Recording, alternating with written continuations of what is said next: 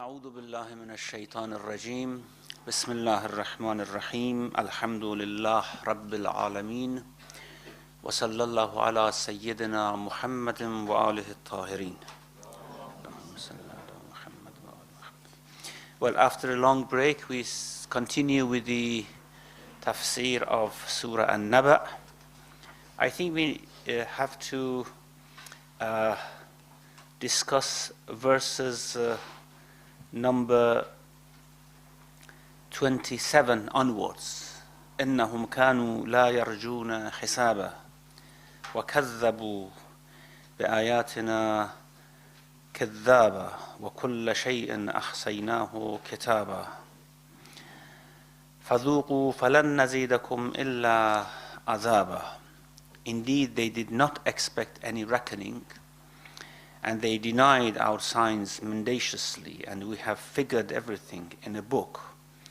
So now taste, we shall increase you in nothing but punishment.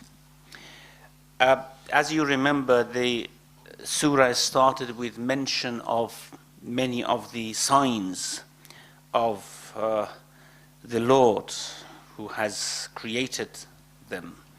And then the day when, of course, people would go back to him in throngs and groups, and of course different fate of those who have done good and those who have done evil. Now, those who have done evil, of course, the verses previous to these set of verses mentioned that indeed hell is an ambush, a resort for the rebels to reside therein for ages, tasting in it neither any coolness nor drink, except boiling water and pus, a fitting requital. Now, why this is their fate, why this is going to be a punishment for them? Because of these few things which are mentioned in this set of verses. Indeed, they did not expect any reckoning. إِنَّهُمْ كَانُوا لَا يَرْجُونَ حِسَابًا. And when someone does not expect any reckoning, they tend to deny whatever is right, because, of course, when you do not expect any reckoning, you follow your own whimsy wishes. And, of course, following one's whimsy wishes would certainly lead one going against the haqq, which is, of course, the eventual abode of everyone. Haqq is the day of abode, is the place of abode for everyone. ذَلِكَ الْيَوْمُ الْحَقِّ. That day is the day of haqq. So we are all moving towards haqq. However, some people do it with intention, and some people work for it. Some people do things which are suitable for that day, and some people do things which are not suitable, which would harm them on that day. And therefore, since they did not expect any reckoning, they did whatever they wanted. They followed their own wishes.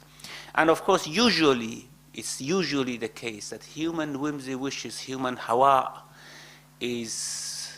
would drive them against haqq, would drive them towards evil. Ya Dawood, inna ja'alnaka khalifatan fil ardi, fahkum bayna an-nasi bil haqq, wa la tattabi' al-hawa, fayudillaka an sabilillah. If you follow your own whimsy wishes, the wants of your bodily pleasures, then it would take you away from the right path. فَيُضِلَّكَ عَنْ سَبِيلِ اللَّهِ. It would divert you from the path of God. So, since they were not expecting any reckoning, they did whatever they wanted. They followed all the pleasures and calls of pleasures that they found in themselves, and therefore now they have ended in such an evil situation. Indeed, they did not expect any reckoning. And since they did not expect any reckoning, وَكَذَّبُوا بِآيَاتِنَا كَذَّابًا, and they denied our signs mendaciously. كَذَّاب is another masdar for takzeeb, so it's maf'ul mutlaq. They very, very strongly, they very strangely denied our signs. And probably strangely is a better word here, because it's very strange if someone denies the signs of Allah subhanahu wa ta'ala. And they did it in a very bold manner, in a very outrageous manner. They denied all our signs. وَكُلَّ شَيْءٍ أَحْصَيْنَاهُ كِتَابًا, and we have figured everything in a book. It means that they thought that they were being ignored. However, whatever they did, it was being collected, it was being compiled for them as their personality. Here, وَكُلَّ شَيْءٍ أَحْصَيْنَاهُ كِتَابًا is just like the verse that we have in Surah Yasin, وَكُلَّ شَيْءٍ أَحْصَيْنَاهُ فِي إِمَامٍ مُبِينٍ. Everything we have compiled in a very clear tablet. Imam, of course, means leader. However, not only leaders who lead us, anything which leads us towards our destiny is also an imam. And a book which leads us to our destiny is also an imam. And that imamun mubin is a clear tablet in which everything is written. And here it says the same thing. وَكُلَّ شَيْءٍ أَحْصَيْنَاهُ كِتَابًا.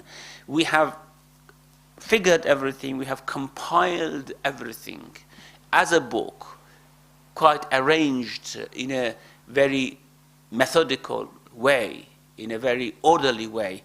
And when you come to us, you would see that everything is put in order for you to find your own personality. Now that, of course, we have figured everything in a book, فَذُوقُوا, now taste it, taste what you have done. فَذُوقُوا here means taste what you have sent forward for you, for yourself. فَلَن نَزِيدَكُمْ إِلَّا عَذَابًا. We shall increase in nothing but punishment. Now here, of course, فَلَن نَزِيدَكُمْ إِلَّا عَذَابًا, it might have the meaning that on the day of judgment, when the disbelievers, when those who denied the signs of God, when they go to meet their destiny in hell, their punishment increases day after day.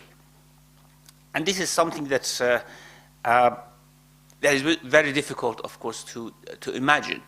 If we accept this meaning, that day by day their punishment increases, it means that day by day they realize how far away they were from haqq, because the punishment is just realization of how far away you were from haqq.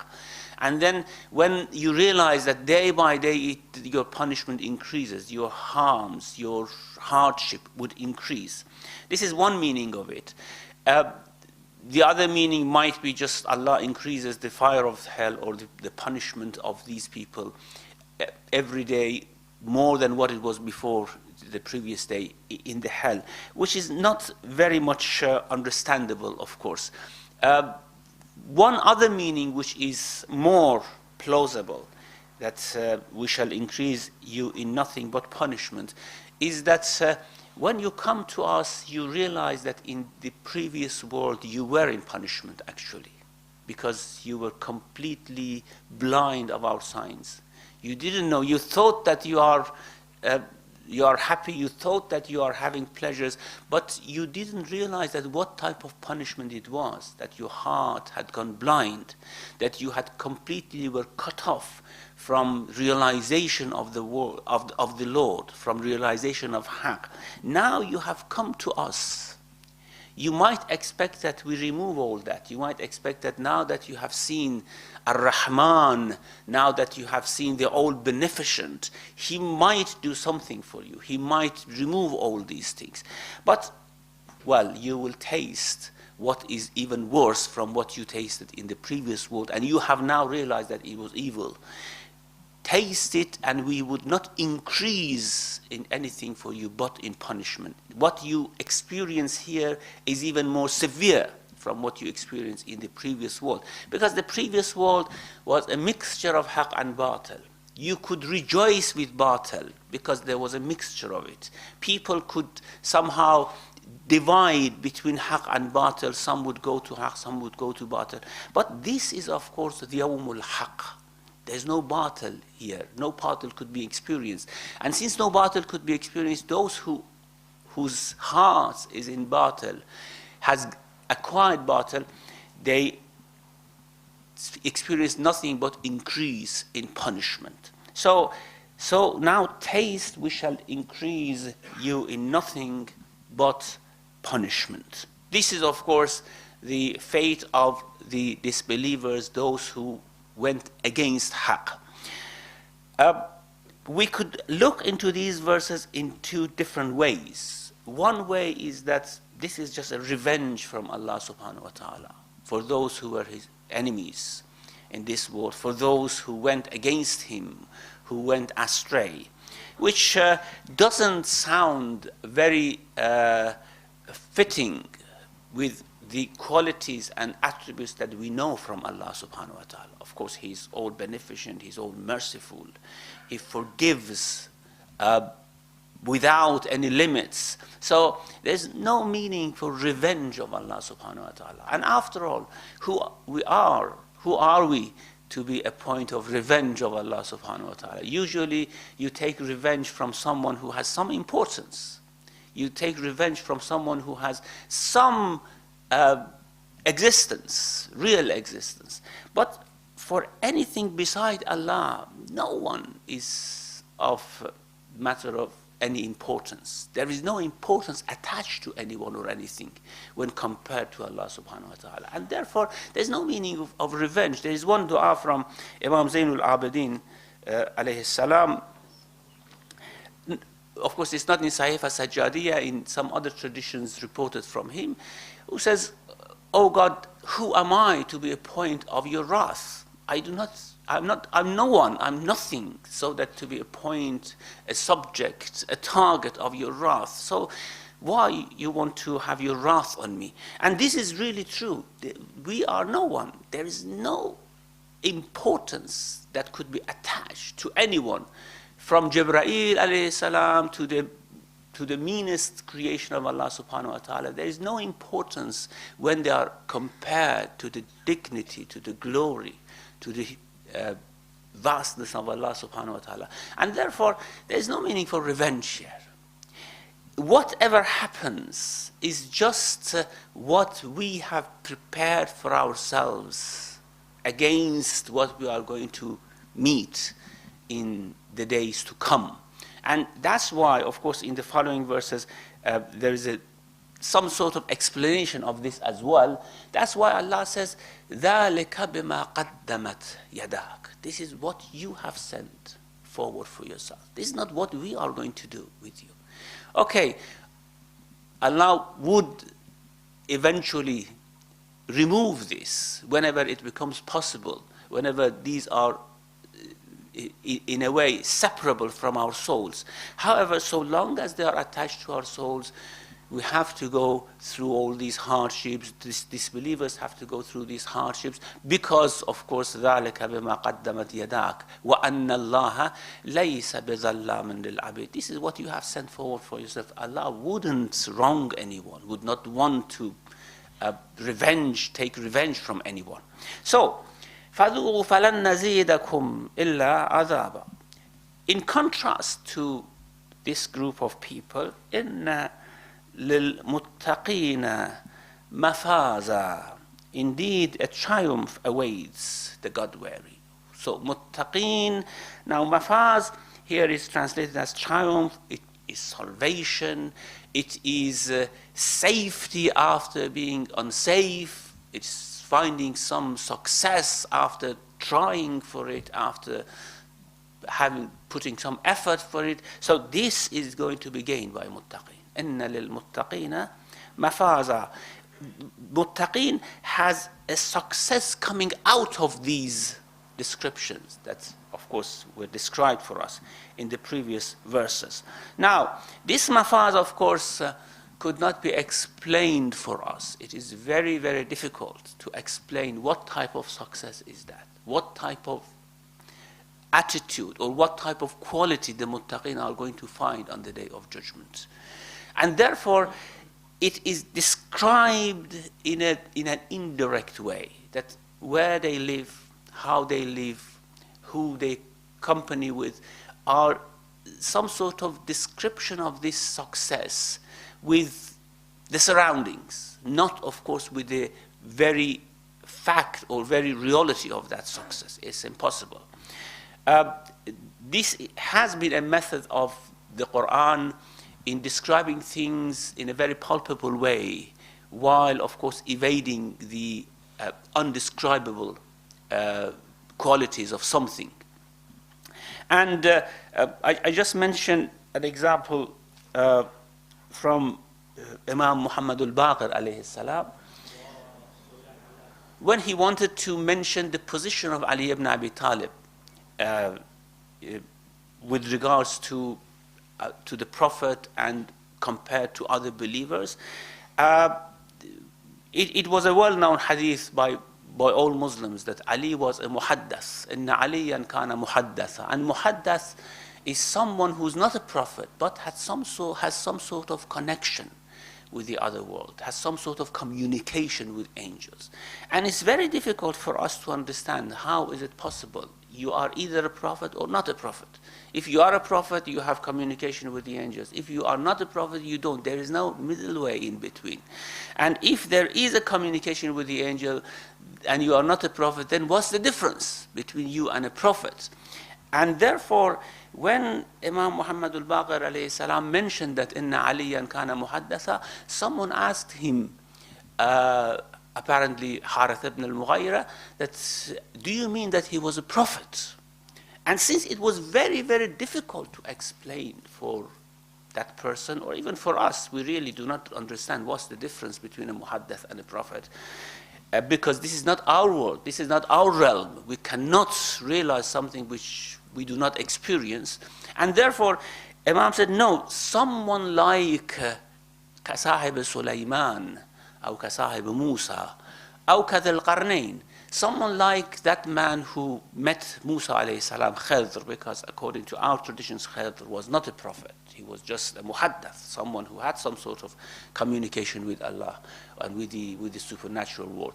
Or someone like the companion of Sulaiman alayhi salam, who transferred the throne of Bilqis, Queen Sheba, from Yemen to Solomon's court, or someone like Dhul Qarnayn. And then Imam alayhi salam says, have you not heard when Prophet mentioned Dhul Qarnayn, when the verses about Dhul Qarnayn were revealed, Prophet said, وَفِيكُمْ مِثْلُهُ, and there is someone like him among you. Well, everyone agrees that Dhul Qarnayn was not a prophet, but Allah in the Quran mentions that we talked to him. He did things under our orders. قُلْنَا يَا ذَا الْقَرْنَيْنِ إِمَّا أَن تُعَذِّبَ وَإِمَّا أَن تَتَّخِذَ فِيهِمْ حُسْنًا. We told him, Dhul Qarnayn, do this or do that or do whatever you wish. So there was a sort of communication. And Imam doesn't go into those details of difficult explanations of difference between a muhaddas and a prophet, because it's not possible. It's very difficult to understand. And therefore he says someone like Dhul Qarnayn. Now there's also a very interesting example of this with regards to Pharaoh as well. When Pharaoh was being drowned, he wanted to say, okay, I believe in God, but what God? Because he certainly believed in God, but he thought that he is one of the gods. There are other gods as well. So قال فلما أدركه الغرق قال آمنت أن لا إله إلا الذي آمنت به بنو إسرائيل. Just in I believe in the Lord that Banu Israel believe in him. Whatever they say, I accept. Because how do you want to explain or describe that Lord? Whatever they say, I accept. Whatever Musa says, I accept. Now, when we come to these descriptions of hell and paradise, it is of course very difficult to say what sort of situation you are there. Only your surroundings are explained. With whom you will be accompanied is explained. But this real success, إِنَّ لِلْمُتَّقِينَ مَفَازًا, this mafaz could not be explained for us. This success, the situation that we are going to land in, is not describable. And therefore, these very material and physical environment of those people who live there are explained. So now this physical environment, what is the corollary of this mafaz and success? حدائق وأعنابا وكواعب أترابا وكأسا دحاقا. Gardens and vineyards and vineyards. Now, hadiqa is a garden which is surrounded by a sort of wall or something that separates it from other gardens. And this and many other verses explains for us that paradise is not just like a big, huge forest that you go and reside in. No, you have your own realm, your own kingdom, actually. You just live like a king. You have your own territory with lots of palaces and other things in that territory. However, of course, since we are social animals and we will remain social animals, of course, this animal aspect would go away and only the human aspect would remain, those spiritual aspect of humanity would remain. Still, we are social, and therefore there are lots of explanations that these people come together, they sit together, muttaki'ina ala al-ara'ik, they sit on thrones, on big benches just opposite each other, they discuss things, they talk about things. So it's not the case that they are always sitting in one place in a forest and talking to each other. No, they have their own realm and territory and kingdom, and sometimes they come together and they start to speak, they befriend with each other. So this hadiqa, which denotes the concept of having a completely independent territory, is of course explained in other places of the Quran, and this very term Jannat, not Jannah, it's not a garden. There are gardens for any one of them. There are many different gardens. Jannat adnin tajri min tahtiha al-anhar. There are gardens under which flows rivers. Now, this brings us to the very difficult, and probably it's vain to discuss it, but is there a type of private possession in paradise? Do you possess things privately and personally in paradise, or everyone shares everything? Well, certainly what Quran says, yes, there is this private possession of things. You possess whatever you have gained. You possess whatever you have acquired in this world, and that is only for you. Nothing would share the things which belong to you.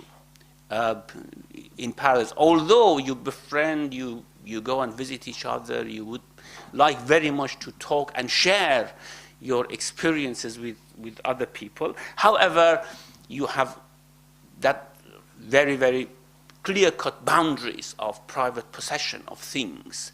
And I think it's very clear when we go through different verses of the Quran.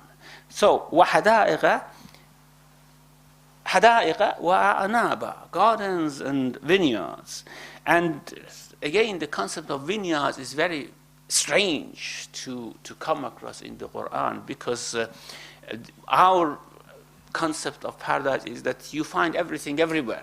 You want, for example, grapes, it's just at hand, you can take it. You want pomegranate, it's just at hand, you take it. However, when we delve deeper in the Quran, we see that it's not the case. It's not just like a bundle of everything's placed in one place, and you are just eating and drinking and swelling your belly. It's not like that. It's a very organized type of life that we are going to have.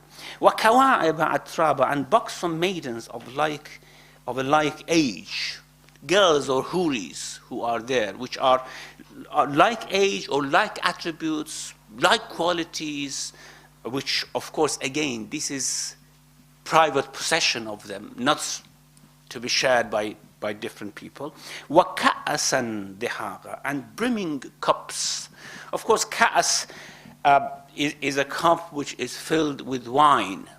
Other, of course, type of cups are not called ka'as.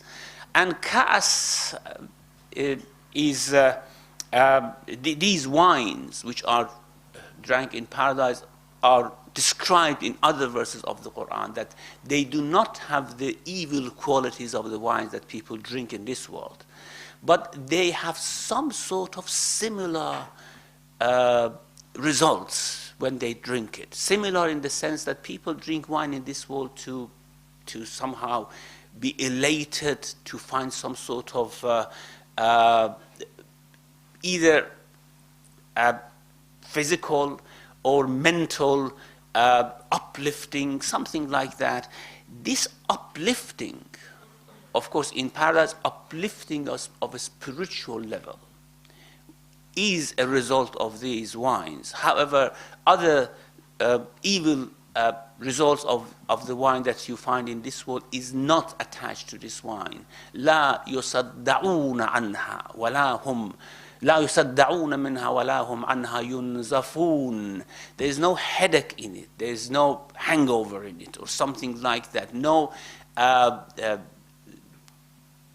nothing which is as a result of drinking wine, people lose their minds, lose their intellect. These type of things do not follow. However, that's uplifting of the spiritual level. And there are different, of course, of these cups. وَيُسْقَوْنَ فِيهَا كَأْسًا كَانَ مِزَاجُهَا زَنْجَبِيلًا. They are given some sort of ka'as there, cups brimming with wines which is mixed with zanjabil, with ginger. And of course, again, كَأْسًا كَانَ مِزَاجُهَا كَافُورًا, wines which are mixed with camphor. And of course, there is another type of wine which they are directly given and offered by their Lord without any mediation, which is that purifying cup, which purifies people in the sense it removes limitations of understanding to a greater boundary. And again, after that, you can experience more from your Lord. And after you have experienced that, again, you feel that there is a limit, and this limit should be taken away. Again, your Lord would give some of those purifying cups. وَسَقَاهُمْ رَبُّهُمْ شَرَابًا طَهُورًا إِنَّ هَذَا كَانَ لَكُمْ جَزَاءً وَكَانَ سَعْيُكُمْ مَشْكُورًا. So, of course, these are some descriptions. حَدَائِقَ وَأَعْنَابًا وَكَوَاعِبَ أَتْرَابًا وَكَأْسًا دِهَاقًا. However, the very idea of having these gardens, vineyards, these maidens, and drinking wine gives the feeling to the mind that that's a place for pleasure and wasting time and doing these things. It's all lagh, it's all batil, it's all just living in vain. Allah warns us here, do not compare this with what you find of these things in this world.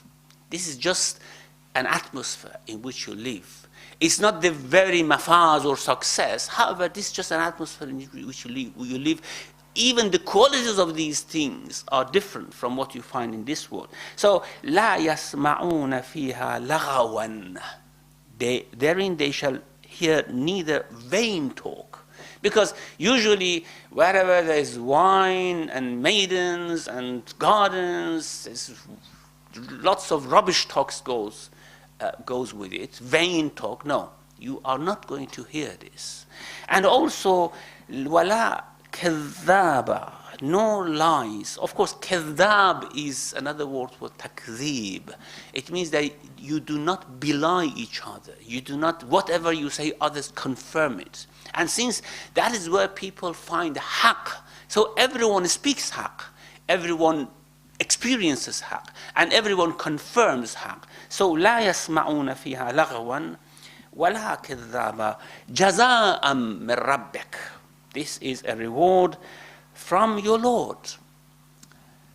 Is this not what you have sent forward for yourself? Because in previous verses, when the punishment of people of the hell was mentioned, it didn't say this is from your Lord. It says jaza'an, verse number 26, jaza'an wafaqa, a fitting requital. This is what befits you very well. This is what you have actually sent for yourself. ذَلَكَ بِمَا قَدَّمَتْ يَدَاكَ. This is not from your Lord. But this one, what you find here, is not something that your actions could have made.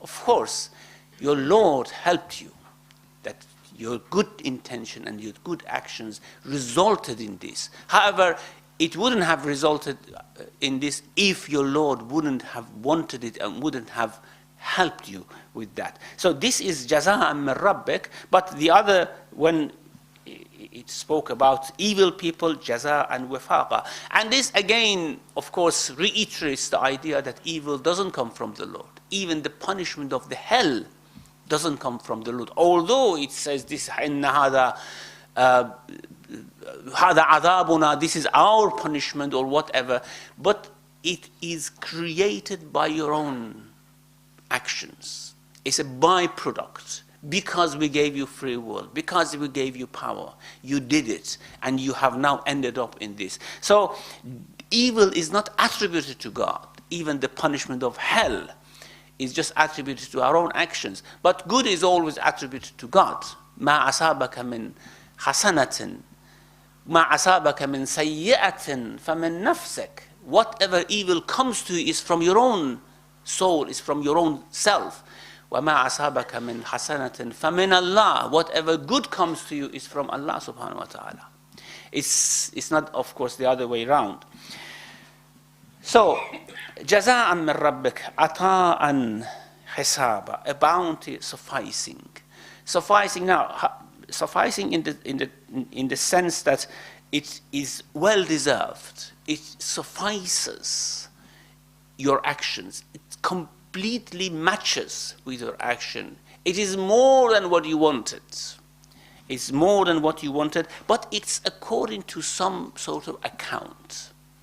It matches with your account. We give you more, but it is according to an account. And therefore,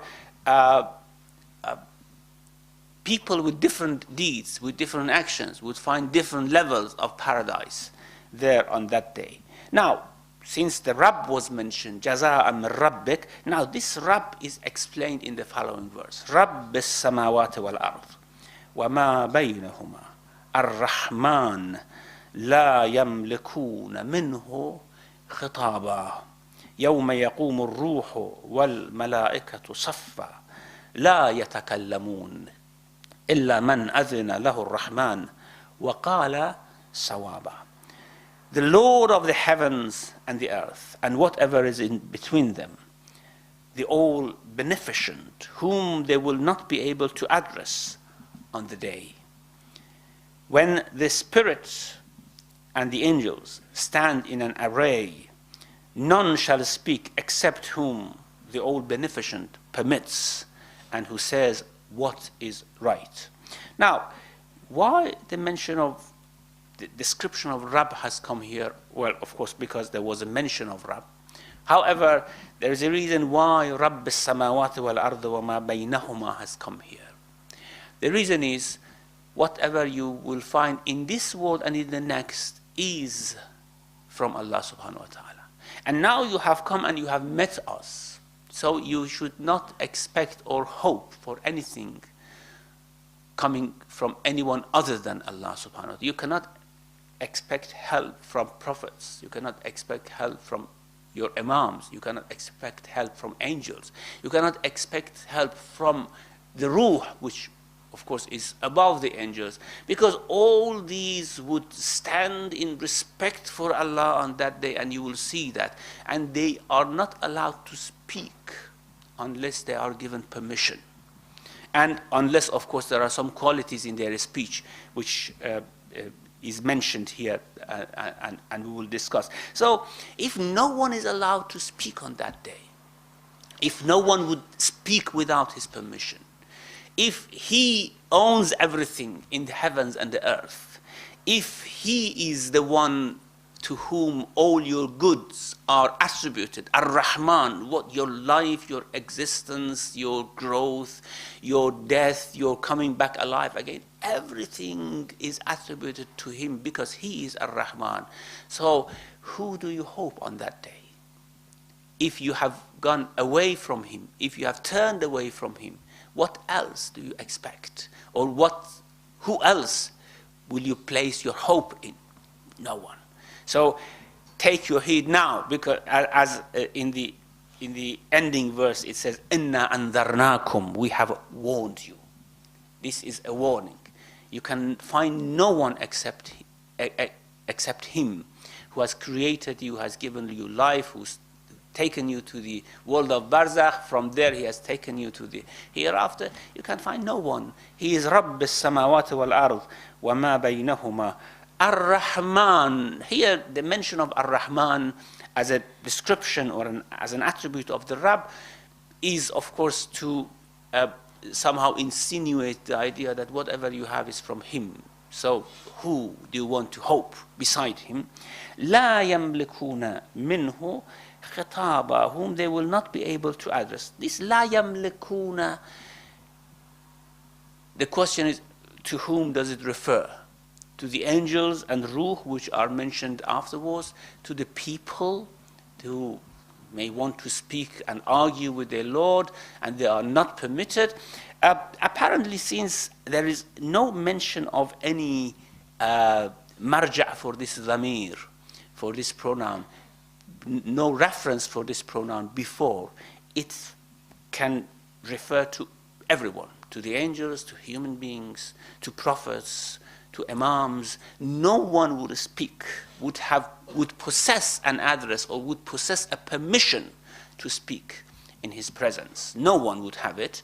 And of course, for the people, for wrongdoers, they are not allowed to speak and argue with their Lord. Why you have done this, why you have done that, why have you brought us here? Because ذَلَكَ الْيَوْمُ الْحَقِّ. Everything is very clear. There is haqq. You don't need to speak.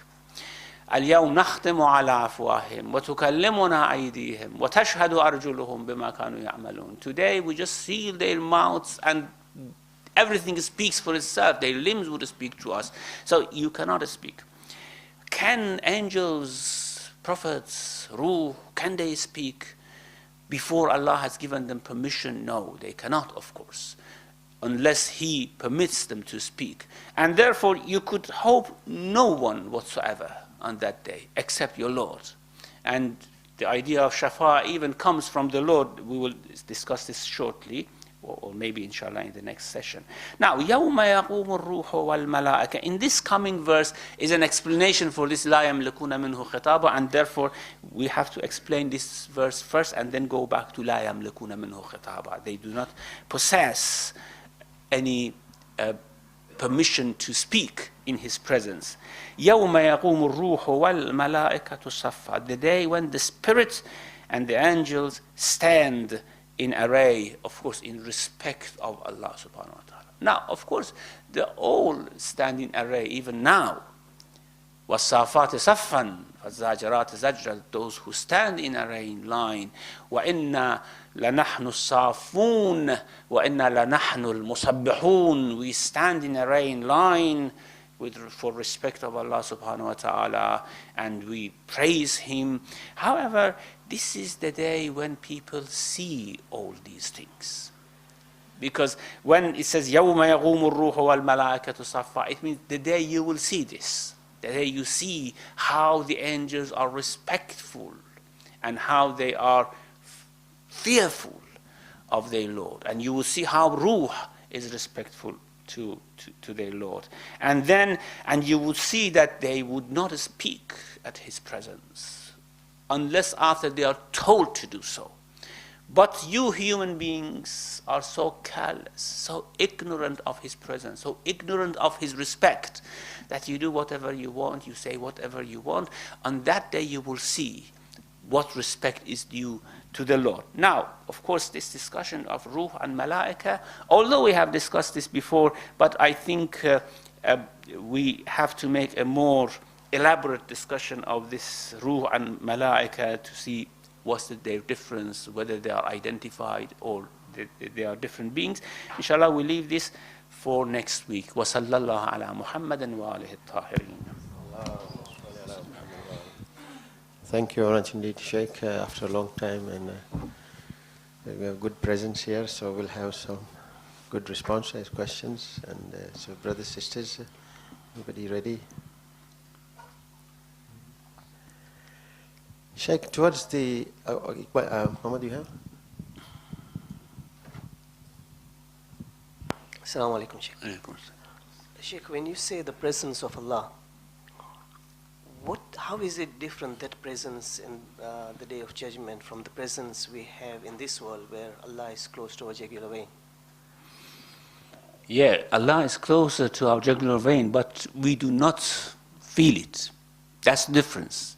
Here, His presence is somehow hidden for us. On that day, the presence will become manifest. Everyone would see that presence. Everyone would feel that presence, although everyone would not have the same experience of that presence. But He is Malik Yawm al-Din. He is, or Malik Yawm al-Din, as we have two different recitations of this verse. So Malik Yawm al-Din means He is the owner on that day. Everyone knows that He owns everything. The kuffar would know that He owns them. Now the kuffar do not accept that. Although He is present, He is close to everyone. But on that day, they would recognize it. Or if we recited Malik Yawm al-Din, everyone recognizes that He is the king. He is the sovereign on that day. Of course, His sovereignty and kingdom is not limited to Yawm al-Din. He is king now, as He is king on the Day of Judgment. However, that will become manifest for everyone. So the difference is actually our understanding rather than Allah's presence. Allah is always present everywhere. Thank you, Sheikh. Sisters? Any sisters? Yeah. Assalamu alaikum. Just the ayah in Surah Al-Hadid about the Jannah. The Jannah arduha kal ard as-sama. Could that be add to what you mentioned before? Yeah. Jannatan arduha ka-ard as-sama'i والأرض أعدت للذين آمنوا. Yes. And يؤتي من يشاء الله ذو الفضل العظيم. Yes. Of course, one thing that this ayah adds is that Jannah is fadl from Allah subhanahu wa ta'ala. And fadl is something which, of course, is given not as something that you deserve, as something which is just a bonus, a gift for you. And the other thing, yes, that actually alludes to the fact that for the believers, the whole universe will become Jannah. And Jannah is, of course, very, very huge. And whatever Allah has created on the Day of Judgment turns to be a part of Jannah and paradise. And that, of course, explains what we said, that everyone have their own territories there, because it's so huge, so vast, that if it covers the whole universe, if its bounds, if its length and breadth is as big as the length and breadth of all the heavens and earth, then of course there is enough place, enough space for everyone to have their own territory and kingdom. In this sense, I think is a better explanation of this hada'iqa wa An-Naba. You want to add, sister, to this? No? Okay. I think Manzur. Okay, doctor, go on. Assalamu alaikum. Alaikum assalam. It's just a side question. You mentioned the jugular vein. Is that Habl al-Warid in Surah Qaf? As far as I know from our lessons in anatomy, jugular vein is here. But we know that Habl al-Warid is the vein which is very near to the heart, which collects the blood from all over the body and puts it into the heart. And Allah subhanahu wa ta'ala tries to describe how near He is from our hearts. So He's very near from that caval vein, which is very near to the heart, while the jugular vein is in the neck. So you believe that the jugular vein is the Habl al-Warid? This is not a matter of belief, it's a matter of science, actually. So whatever science says Habl al-Warid is, the meaning of the verse is that. I think it's very near to the heart. So what's the name of that habl? It's a caval vein, inferior vena cava, posterior vena cava. They collect together into the heart. So it's very near to the heart. Yeah, but usually the translations of the Quran put it as jugular vein, so it must be I've seen it in this one. Thank you very much for the explanation. Yeah. Even? Okay. Yes, sister. And also the presentation of Allah is a hand of the human being. They have to think that He's present Himself or He's with them, because He is with kuffar too. Because they don't educate the nafs and themselves, therefore they do not recognize that Allah is close to them. And the moment, not Muslim, the moment who does that, literally every day, every second feel this. And if you don't do that, you don't get to that point that He is with you. Yes, as I said, I think you are confirming what I said, that the presence of God is always there. God is always present. The only thing is, in this world, we have to somehow purify to feel His presence. In the next one, everyone would feel His presence, but with different type of experiences. And although some people feel His presence in the next world, but they experience a type of blindness that somehow bars them from enjoying that presence, although they feel His presence. Here, of course, the moment you feel His presence, your heart is filled with joy and humbleness. And that is, of course, the attitude of awliya Allah. And depending on what degree of iman we have, a different degree of His presence we feel, and different degrees of rejoice we have in our hearts regarding His presence. Yeah. Thank you. Any other sister before we come to brother's side? Yeah, please stay.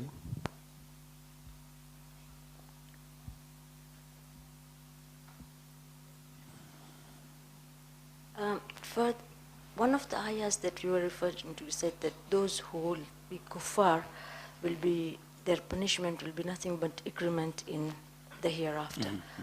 Would that mean, one of the meanings, if at all possible, that because they always took pleasure in this world, the nothing but the truth that will be prevailing on that day will be a source of punishment for them? You mean that they are somehow taken away from those pleasures? The pleasure that they found further and further away, day by day, because they feel the truth more and more day by day, and therefore that punishment. The fact that now the truth has prevailed and there is nothing but truth is a source of punishment for them, because they were denying the truth in the world anyhow. Yeah, exactly. Yeah, absolutely. Manju? Alaikum salam. You mentioned that the punishment will increase in the day after the Qiyamah. We have this concept that whatever good you do and whatever evil you do, you will get the reward according to it, exactly as you have done. And then there is another concept that if you do something good, you get the reward maybe tenfold, but for the evil you get whatever you have done. Now, how can we see that the punishment is incremental? So how can we reconcile these two ideas? No, it's the same amount commensurate to the evil act that they have done. It's the experience of it which increases in punishment. You see, because the world moves towards truth more and more. The world moves towards God. إلى الله المصير, the path or the eventual destination of the world is towards the God. So the world is moving towards the God. And as this movement gets closer and closer and closer, those who are with God finds more pleasure and rejoice, and the ones who are away from Him finds that experience to be more bitter and more hard. And this is the meaning of increasing in punishment. Not that we add to whatever you deserve. No, it's the experience of them which becomes more and more difficult day by day. Thank you. Any sisters? Azadeh? Alaikum salam. It is said that Hazrat Ali prayed for not for the Jannah or not the fear of Jahannam, but still we have been tempted with Jannat and Jahannam all the time in Quran. Why is that? We are not tempted, actually. Maybe it's not the right word to say we are tempted. We are given warning, and we are given good tidings that this is the case. You see, you might not do good actions for Jannah, or you might not avoid evil actions because of fear of hell. But eventually, God would place you at the highest place of Jannah if you do good things for His sake. And if you do evil, God will place you there. What Amirul Mu'minin says is that you have to worship God for God. And if you do it, He places you at the highest levels of paradise. If you do it for paradise, you have somehow become short of your utmost type of ambitions. You have sold yourself to something which is lower than the highest ambitions of human being, and that's of course Allah subhanahu wa ta'ala. It doesn't mean that worshipping God for the fear of hell is bad, or worshipping God for the hope of paradise is bad. Most of the people do it, and it doesn't mean that Allah is going to punish them. No, they achieve what they want. But the highest and purest level of worship, worth of worship, is of course worshipping God for Him. And Allah saying that this is the eventual destination of those who worship me, and this is the eventual destination of those who don't worship me, doesn't mean that you do it for this. It means you have to worship me. And if you do it, this is where you come. But then some people who are short of clear understanding, they worship God for these things. And of course they get the type of reward or punishment that they deserve, not something as high as those things which awliya Allah like Amirul Mu'minin would attain. Thank you, Shaykh. Any sisters? What is the root of Rab? What does that mean? Is it a kind of meaning of teaching? Rab is from tarbiyah, and that is sustaining and giving whatever the marboob, the thing which is looked after by Rab, needs. So it means, of course, yes, teaching, which a marboob needs, guidance a marboob needs, life, existence, subsistence, all these are under the realm of rububiyyah. So we have Rab, who is the sustainer in the sense that he sustains, he guides, he takes people to their, of course, eventual destiny. We have Marboob, who is in need of Rab, and we have Rububiyyah, which is the act of sustenance of Allah. So teaching or guidance is only one aspect of Rububiyyah, not the whole aspect of it. Yes, what I'm trying to say, so he's the best teacher then? He's the best teacher. He's the best guide, of course. The concept of teaching is mentioned in the Quran. Ar-Rahman allama al-Quran. So allama means he's mu'allim. So he's a teacher. He teaches. But Murabbi, Rab, Arbab, so it all comes to the same. Yeah, it all comes from it. But with respect to this type of guidance, more the word Yahdi and Huda has come rather than Allama, which is a concept more general and vaster than the concept of teaching. Because Hidayah can come without teaching, Hidayah can come by just showing signs and these things. But Ta'aleem is very specific and just one aspect of Hidayah. Yeah. Any sisters before we come to Zuhair? Sister? Yep. Alaikum, Sheikh. My question is a bit removed from the lofty discussion. I just wanted to find out whether there was an authentic source of hadith to prove to our Sunni brothers that when the Holy Prophet said that amongst you there is one who is like Zulqarnain, is that because there was an incident where I needed to prove this, to quote, and I didn't know any references. Is there any reference that can be quoted? Yes, I think if you look into books of Tafseer under the explanation of Dhul Qarnayn, you can find these traditions from Sunni sources even. Because when Imam Muhammad al-Baqir was talking, he was actually addressing people who were Sunni. So he should have spoken to him with traditions that they accepted. So where mention of Imam Ali alayhi salam was made. إن عليا كان محدثا, when the mention was made, of course. And I think when you discuss with our Sunni brothers and sisters, it would suffice to say that Quran speaks of some people who were between prophets and ordinary people. They were not ordinary because they had communication with God, and they were not prophets because they were not given the mission. However, they had some sort of communication.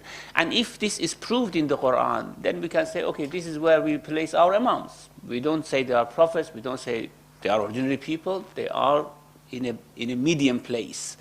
And well, of course, most people would not want to believe it. Yeah, so. exactly. That they say this is what you have, you assume this is what you say, but that's not the case.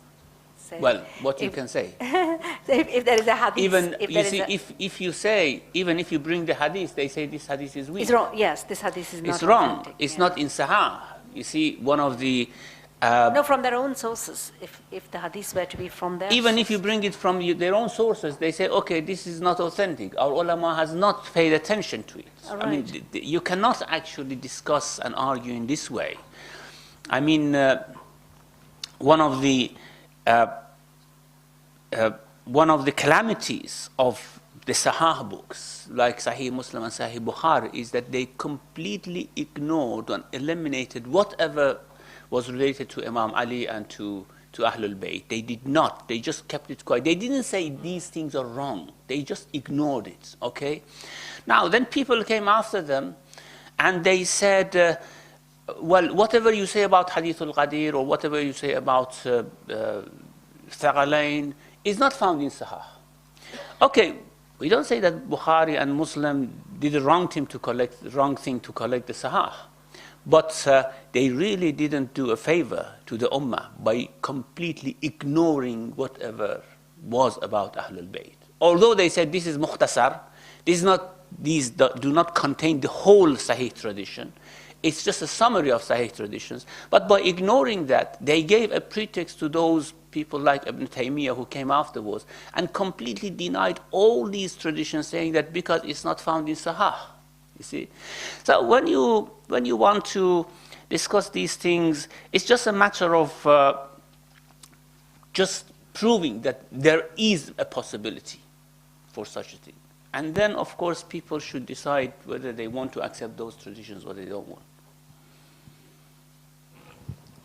In connection with this or different? Because You mentioned Ibn Taymiyyah. Ibn Taymiyyah. Yes, Taymiyyah. He has got a high opinion about Ahlul Bayt. I can give you references, particularly about Imam Hussein. I don't think so. I bring the references from his own book. Okay, I mean, you can say I'm that. not defending Sahih Bukhari at all, but I do know around 20 years ago, the Saudi government has changed all the sort of hadiths where it mentioned Imam Ali and Hassan and Hussein in brackets says Sallallahu Alaihi Wasallam, and they sort of vanished that from the book, and they translated and printed. So we don't know how many times they did that. So we have to be aware of that. I'm not defending them, but this is the case of the history. Yes, but I don't think Ibn Taymiyyah had a favorable view of Ahlul Bayt. I don't think so. I'll bring the references, inshallah. Okay. Okay. Can please, brother, don't interrupt. Okay, can we have, brother? Can we have That's some what order, Bin Baz please? said. Yes. Okay, Zuhair. You mentioned the hadith from Imam Zainul Abidin about not considering himself worthy of God's retribution. But yet you have in the Quran verses of the Quran where it says Allah is Azizun Suntiqam. And also in terms of wrath of Allah, I mean you have so many places where it says Allah's wrath befalls upon such people. I mean, we have even in Surah Fatiha. What sort of explanation could we give for that? Yeah, of course. You see, there are different levels of discourse. when you speak to your Lord in a munajat, in a way that you seek His forgiveness, it's quite in place to say, God, I know you have wrath. I know your wrath is targeted at some people. But who am I to be a target of your wrath? I'm nothing. And this has been repeated, for example, in many places in Dua, Abu Hamza in other adiyah as well. The Quran always speaks of the importance of actions, that good actions receive 10 times hasana, evil actions. But for example, you see in that dua, he says, وَمَا قَدْرُ أَعْمَالِنَا فِي جَنْبِ نَعْمِكَ. What is the measure or the value of our a'mal, our actions, when we compare it to your ni'mah? How should we think, وَكَيْفَ نَسْتَكْثِرُ أَعْمَالًا نُقَابِلُ بَهَا كَرَمَكَ? How should we think that we have done something that it would be worthy of being compared to your generosity, and then we think that you should give us something because of doing those actions. So, although of course we know that there is wrath of Allah subhanahu wa ta'ala, we know there is reward for good actions, but when you place yourself in a humble position of speaking to your Lord and you want to seek forgiveness, these are the ways of speaking to Him. Who am I to be a point of your wrath? What is the value of my action? If you say you have no good actions at all, what should I do, for example? Even if I had all the good actions, what was their value? What were their value?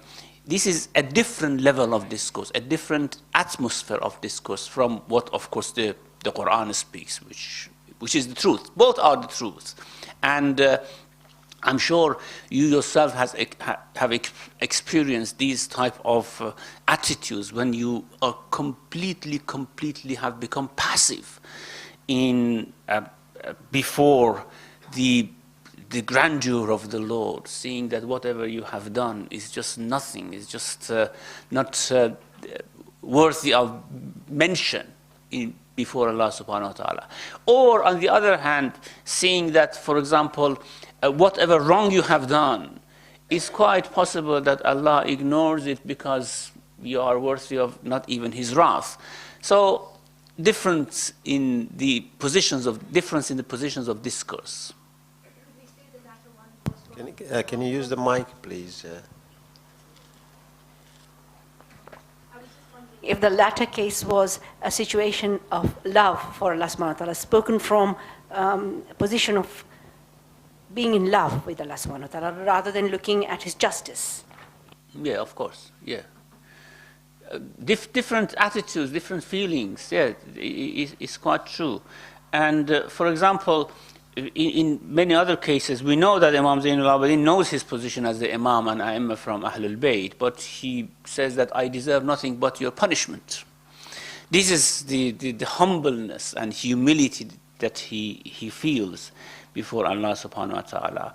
And from a position of love, he says, if you take me to hell, I will declare there with my loud voice that I love you, and your love would never go out of my heart. So this is a different type of course, relation. Thank you. Comment?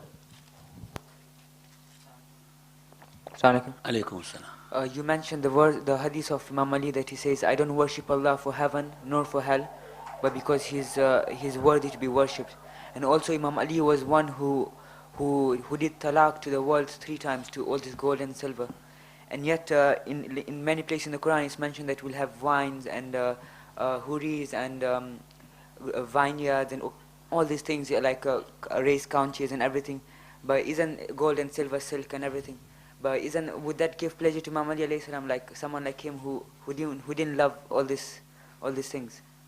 Or is there a higher... These things are very, very much different from what you find they're similar things in this world. Of course, everyone would have that pleasure in paradise. This is the vicinity of Allah subhanahu wa ta'ala. All these come from Allah subhanahu wa ta'ala. And therefore, no, there is no contradiction or conflict between these ideas. And they themselves have encouraged us to vie for this. And they have said that, for example, give us paradise, make us enter the paradise, give us from the bounties of paradise. Because paradise, the bounties and the favors there, what you find there is completely different from the pleasures that you find in this world. Thank you. We'll go to Suhail and then we'll go back to ladies if there are any. Suhail? Assalamu alaikum. Alaikum salam. Two questions. One, if we are lucky enough to get into paradise and our close family, relatives, husband, wife, mother, father, children all get to paradise, you say we socialize. Will we be able to A, meet them and B, socialize as we socialize here? Will it be the same kind of environment? And the second question is, you mentioned that men will have huris. What will women have?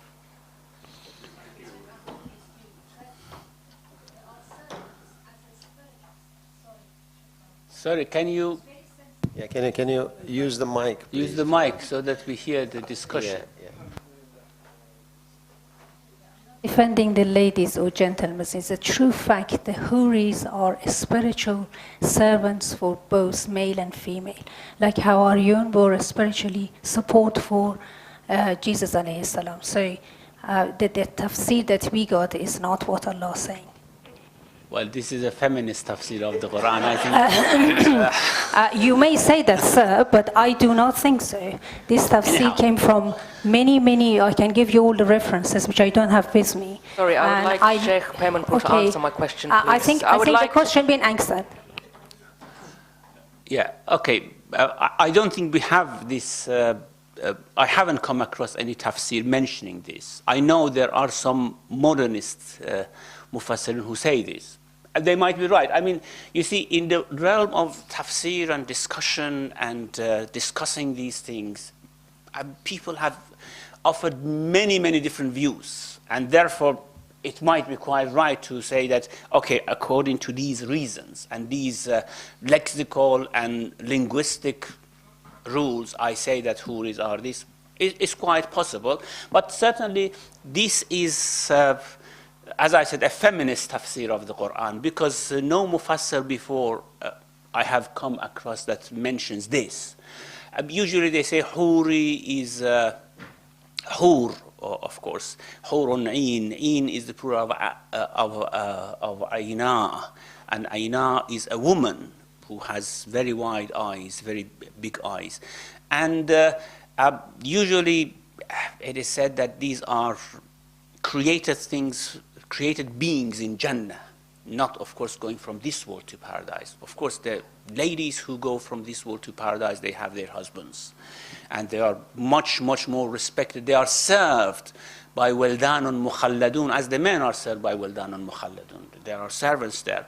Now, you might say it's the case, we don't want to discuss it here now, of course. My view is that no, it's not. It's not the case. This is not something which the linguistic or the tradition or the Quranic verses would support. But as I said, we have to respect any new idea coming and saying that according to these reasons, to these rules, this is what is the case.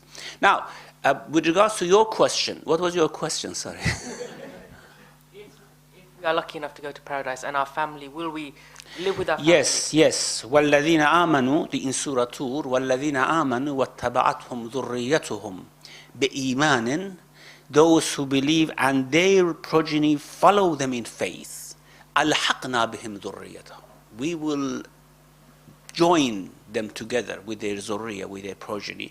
And therefore, it is the case that we have a good family life as well as a good social life in paradise. And one of the enjoyments of paradise is that family life that people have together. And there are new matches as well in paradise. Of course, if a wife and a husband are both pious and good, they go to paradise, they will remain wife and husband. But say, for example, in the instance of Asiya, wife of Pharaoh, who goes to paradise, and of course Pharaoh goes to hell. Or in case of Maryam, who had no husband and goes to paradise. Now we have in different traditions that they will be matched with someone who is actually fitting for them, someone who is at the same level of them. And of course these two ladies are honored in traditions as saying that they will be wives of our prophets in paradise. And it would be the same for other women and men as well. And therefore the family life continues there. There is this bond of wife and husband there, which are mentioned, hum wa azwajuhum fi dhilalin ala al-ara'ik. They sit with their wives and husbands together. And we can, I mean, if we put all these things together, we can imagine a much more complicated paradise than we have in our mind usually. Yeah. And what was the second question, Suhail? If the huris are for men, what is for women? You see, we can approach it from two different angles. One angle was, of course, what was explained, that huris are a spiritual being which will be company for both men and women, which is a very, very modernist type of explanation. The traditional explanation is that, well, as the nature of men and women is different in this world, it will be different in paradise as well. And therefore, the men have several wives in paradise, but women have only one husband in paradise. And the men, in addition to that, have huris in paradise, while the women don't need that. The women's nature is different. They, of course, you see, everyone is so busy with their spiritual connection to God, which these things would seem to be very trivial. The physical aspect of them would seem to be very trivial. So the ladies would have a type of spiritual connection to God and one husband and living with their families. And the men would have several wives and huris and these things. This is the traditional explanation of the verse. Thank you. Yes. May I just point out something, put it in a different way of questioning. The women on the earth has got higher position than the women in a Jannah. Is that correct or not? Those mu'minin who goes over there, when they argue with the huris, I read it in hadith, that they said the women on the earth has got a higher much position than the huris. Than the huris, yeah. Okay, a man should choose which position that he was going to be as a partnership in company. This is their choice. Don't worry, brother. Kawaika wa atraba, they will give you something. We women do not need, simply because Allah has satisfied us by that element that you lack and we don't. We have got mercy in our body, so we are not created like you. I'm not fighting. Don't worry about it. You will be given many women as you wish. But you should choose who you take for a company. The high position women on the earth who try to reach paradise to be in company with their Lord, or the one who just wishy-washy can serve you.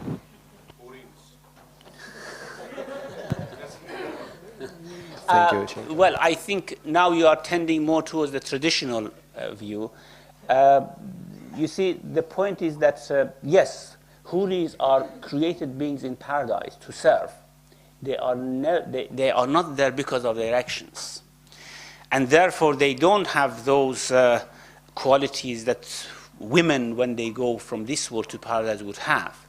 They don't have that kingdom, because women have their own kingdom and territory there as well. This is not for huris, certainly. But as I said, there is this concept of men having their wives as well as huris. And how this goes, inshallah, we'll go and see. And yeah. Can you hear just one? Okay. Assalamu alaikum. Sheikh, I don't have a question as such. Thank you very much for answering the questions that you have. It's explained your lecture quite sufficiently for myself. But I think that in the questioning, we have to have some sort of etiquette and behavior. I think that when we are trying to make personal points, it really doesn't add anything to the argument. If you're going to deprecate a reward from Allah subhanahu wa ta'ala for the mu'mineen as huris, as being something wishy-washy and something that men want, I think this is abominable, and I think we should reject it. And I think there should be a method by which we have a decent but mature discussion. Okay, I think we should stop this argument. I think there's a last question from the lady. Can we hear just lady, and then we'll finish off. Thank you. I was just wondering, is there something called ghilman? Ghilman, yes, of course. Can you just elaborate from my understanding? Yeah. Well, I'm just trying to remember the verse exactly. غلمان لهم كأنهم لؤلؤ مكنون. ويطوف عليهم. Yeah, you just had forgotten this. ويطوف عليهم غلمان لهم كأنهم لؤلؤ مكنون. Now these غلمان is the plural of غلام. غلام is young boy or young, not young man, young boy is called غلام. Sometimes young man as well, the youth are called ghulam. Now, in paradise, as I said, it's more complicated than we think. There are servants there. Whatever you want, you are served by very tidy, handsome servants there. And these ghalman are servants in paradise. Now, whether they are created beings in paradise or they are those who have gone from this world, there is, of course, discussion there. Usually, the scholars say that those children of kuffar who die, and they haven't acquired faith, and they haven't acquired any action here, well, they shouldn't certainly go to hell. They shouldn't be left out of paradise. They go to paradise, but since they have no action, they become like those huris. You see, so they become like those created beings. They enjoy the environment. They enjoy the company of mu'minun. They learn from them things. However, they are their servants. They serve them. And this is equal for men and women. They are not spouses, so to speak. They do not have a type of marital relationship with anyone. They are just servants. And they serve both men and women, as in Surah Dahr it says, وَيَطُوفُ عَلَيْهِمْ غِلْمَانٌ. Sorry, this is Surah Tur. What's that? In Surah Dahr it says that وَيَطُوفُ عَلَيْهِمْ وِلْدَانٌ مُخَلَّدُونَ. Wildan again is the plural of walad. Walad is just a child. وَيَطُوفُ عَلَيْهِمْ وِلْدَانٌ مُخَلَّدُونَ. The wildan which are always like that.